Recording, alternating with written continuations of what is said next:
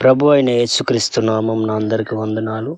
ఈరోజు దేవుని వాక్యంలో నుండి సామెతల గ్రంథం 25వ అధ్యాయము 11 నుండి 15 వచనాల వరకు మనం చదువుకుందాం.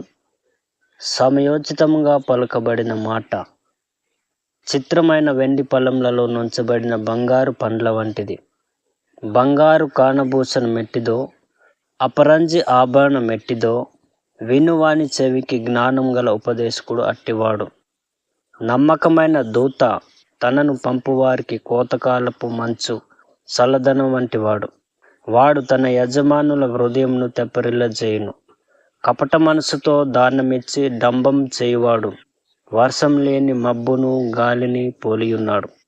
దీర్ఘశాంతం చేత న్యాయాధిపతిని ఒప్పించవచ్చును.